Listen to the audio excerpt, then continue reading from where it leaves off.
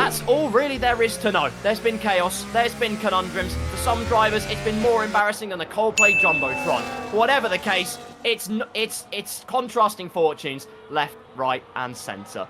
Good news at all, but it does look like it's going to be a 5-car scrap under a sky full of stars here in Bahrain. This is not the way that they'd like to see this go out at the moment. They quite often say every teardrop is a waterfall, and at the moment, Formula Kai is falling faster than a waterfall here in Bahrain. Ben has almost been the scientist so far on those soft Commentators. He's got the strategy absolutely perfectly because he's got himself right back in the thick of this race. Ben's within DRS range here. You see the sparks fly behind them as the plank continues to wear down. Is this the time for Timo Marek? Who's going to have the better tyres? It's hard for Karim and Alex Gillen. Softs for Timo Marek, who'll be begging for a safety car. And Razin Chai, well, all he can see is yellow. Yeah, he's come over the team radio saying, okay, I can push now. This is going to be the interesting factor. Where he stands at the moment is 9th place. He'll be hoping and praying that all he goes from here is up and up towards the top of the leaderboard. But the question still stands, are we going to see a safety car this afternoon? I'm pretty confident we won't see a safety car. I'd also say I don't want to see a safety car just because we're in such a good race strategy-wise. Meraki, we haven't spoken too much about the Season 4 champion, sets the fastest lap of the race, albeit he is down in position number 14. So yeah, hoping we don't see a safety car. I'm praying to a higher power that we don't see Bert Mailander come onto the circuit very shortly. Somebody like Formula Kai, if a safety car comes out now, he's going to be, well, not very happy at all, and he'll be wanting somebody to try and fix him because he's going to have to strap on a new set of boots, and he's lost all of this track position also. I would say maybe the favourite in this race. His pace was so strong. He's got to get back in as quick as possible because the AI is very slow. If he does get back in, he's going to have to hope and pray that he can drive at the speed of sound to try and get himself back into contention.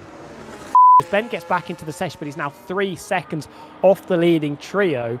And he is probably now going to be praying for a safety car when maybe beforehand he wasn't necessarily doing the safety car dance. If he is going to have to try and get back up to the lead, he's going to have the adventure of a lifetime to get back into contention.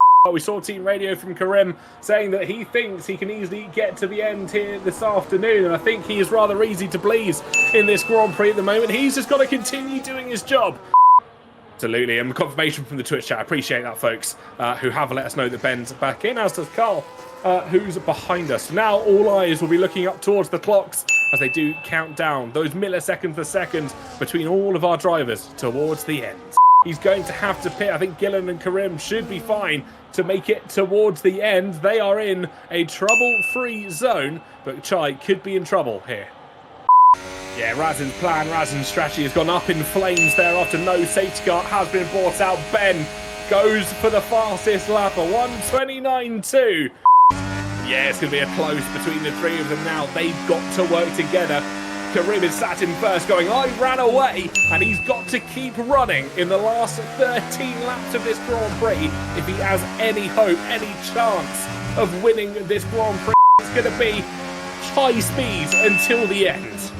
I think he does, and Scotty could be a help or a hindrance here. That is absolutely the gravity of the situation for Karim 7T. Will his friends help him? Will the alternate teams maybe play a hindrance? But we see Karim here cresting over the top of the hill. His ambition was to go long. He had a disconnect, and the cars behind continued to capture him, but it was a colossal moment for Gillen, who went bowling. This afternoon, though, Karim will sing a hymn for the weekend as he wins here in Bahrain.